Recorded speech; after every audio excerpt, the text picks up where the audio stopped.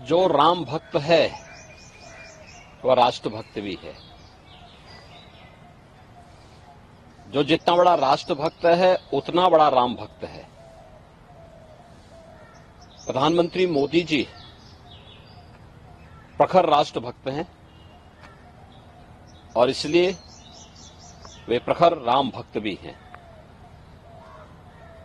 500 वर्षों का इंतजार समाप्त करके अयोध्या धाम में रामलला फिर से विराजमान हो गए। अयोध्या की कायाकल्प हो गई। ऐसा मोदी जी के नेतृत्व में, उनके मार्गदर्शन में ही संभव हो पाया। स्वाभाविक रूप से आज जो नई अयोध्या है, ये नई अयोध्या एक नई गाथा को हम सबके सामने भी प्रस्तुत करती है। और कल प्रधानमंत्री मोदी जी की अयोध्या में उपस्थिति पूरी दुनिया और पूरे देश के राम भक्तों को अभिभूत कर रही थी और इसलिए पूरी अयोध्या वहां उमड़ी थी। लाखों की संख्या में श्रद्धालुजन थे, राम भक्त थे। वे सभी मोदी जी के अभिनंदन के लिए, स्वागत के लिए उत्सुक थे और 1 लाख से ऊपर देश के भी अलग अलग कोनों से आए हुए श्रद्धालुजन, वे भी मोदी जी का घंटों इंतजार करते किए और फिर मोदी जी का उन्होंने स्वागत किया। तो यह तो मैंने पहले भी कहा कि यह संबंध राष्ट्रभक्त और राम भक्त का है। जो जितना प्रखर राष्ट्रभक्त होगा उतना ही प्रखर राम भक्त होगा और जो जितना राम विरोधी होगा उतना वह राष्ट्र विरोधी होगा। कांग्रेस का आचरण जो उसके द्वारा लगातार राम भक्तों का अपमान करके मर्यादा पुरुषोत्तम प्रभु श्री राम के बारे में इससे पहले भी कांग्रेस ने जिस प्रकार की टिप्पणियां की थी, उन सभी टिप्पणियों को ध्यान में रख करके अगर हम देखें तो उसका यह आचरण दिखाता है कि यह वास्तव में न केवल राम भक्तों का अपमान कर रहे हैं बल्कि हमारे सनातन राष्ट्र का भी अपमान कर रहे हैं। और कांग्रेस ने कभी कोई ऐसा अवसर नहीं छोड़ा, कांग्रेस हो या समाजवादी पार्टी, जब उन्होंने देश के अंदर या दुनिया के अंदर भारत को अपमानित न कराया हो, भारत की सनातन परंपरा, आत्मा भारत के सनातन धर्म को गाली न दी हो। एनडी गठबंधन का ये कैरेक्टर है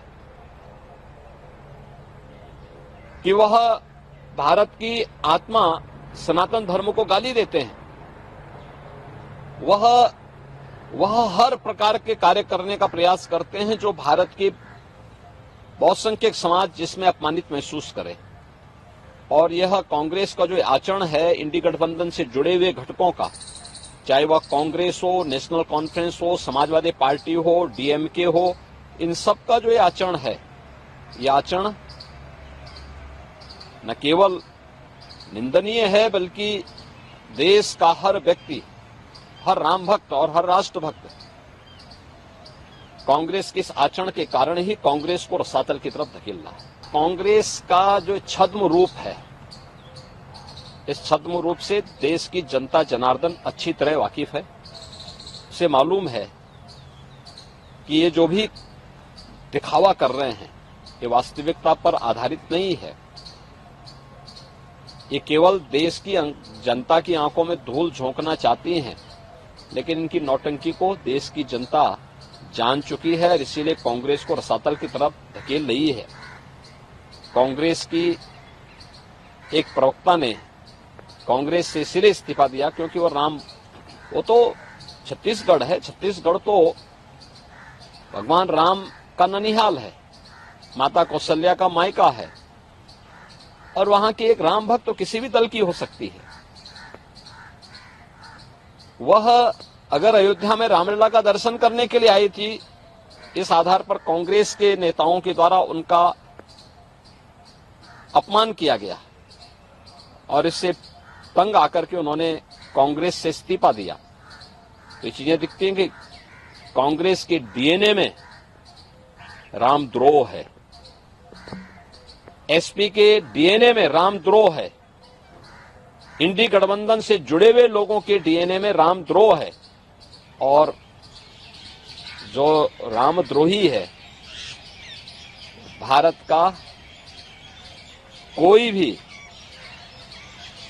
जागरूक नागरिक उसके समर्थन में अपना वोट तो नहीं पोल करेगा। वह अपने आचरण से मजबूर हैं। और हम तो राम भक्तों से और भारत के समस्त नागरिकों से यह अपील करेंगे कि जाके प्रिय न राम वैदेही तजिए ताहि कोटि बैरी सम यद्यपि परम स्नेही। कितना भी आपका वह स्नेही क्यों न हो, अगर वह राम विरोधी आचरण कर रहा है, ये मान के चलिए वो राष्ट्र विरोधी आचरण भी कर रहा है, और इसलिए उसको कितना भी प्रिय क्यों न हो, उसको कोटि बैरी की तरह उसको त्याग दीजिए। यही देश के हित में भी है और राम भक्तों के हित में। देश की जनता अवेयर है और देश की जनता उसके अनुसार अपना निर्णय भी ले रही है।